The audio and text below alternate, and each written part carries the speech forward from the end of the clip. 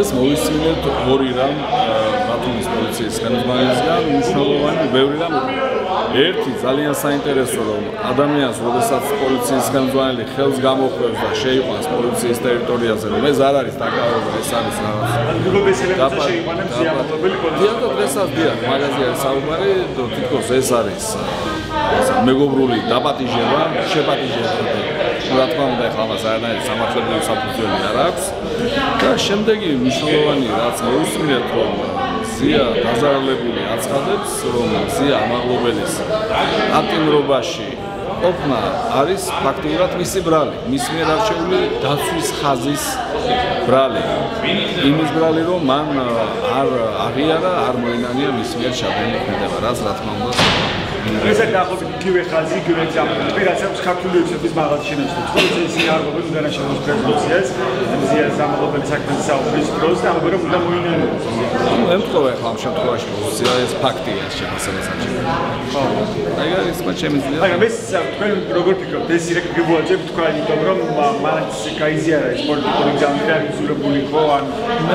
გამიჭირდება ახლა კომენტარი იმაზე ანუ სამართლებრივად თუ ცვლის რამეს ეს გადაიწერა სამართლებრივად რა თქმა უნდა დაზარალებულის პოზიცია მნიშვნელოვანი სწორედ ამიტომ ვკითხეთ მას და არც ერთ სხვა მოწმისთვის ეს არ ვიკითხავს მან პირდაპირ არ დააფიქსირა მან თქვა რომ მე შეღავათებზეც კი თანახმა ვიქნები მათ შორის პატიმრობას არ აქვს ოღონ აი ამ დათქმით მან და ჩვენ დაუსვით შეკითხვა თუ ზია ამაღლობელი იქნება თავისუფალი ემუქრება თუ არა მას რაიმე საფრთხე რაზეც მივიღეთ პასუხი რომ იმის გამო რომ ზია ამაღლობელი არ აღიარებს თითქოს და ჩადენილი აი შეფასებას არ ეთანხმება თორე ქმედება მე ადრეს ვიდა ყოველს გავიმეორებ ეს არის დადასტურებული და დადგენილი 50 ჯერ ხედავთ ამ ვიდეოს ყველა სტომაზე რომ თუ ის არ დაეთანხმება შეფასებას რომ ეს არის თავდასხმა დიახ მაშინ ის რომ გარეთ გამოვიდეს ის გააგრძელებს თავდასხმას პოლიციის სხვა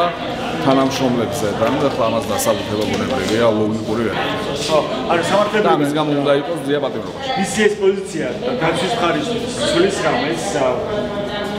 დაცვის ხარისხის დაზარალებულის პოზიცია რა თქმა უნდა მნიშვნელოვანია ჩვენ ახლა დეტალურ ანალიზისთვის ბუნებრივია ვემზადებით და საბოლოოდ დასკვნით სიტყვაში თითო ეს წინადადება თითო ის წინააღმდეგობა თითო უზუსტობა რომლებიც ყოველი მოწმის მიერ და განსაკუთრებით დაზარალებულის მიერ იქნება რა თქმა უნდა ამის ანალიზი გაკეთება და ამის შეფასება გაკეთება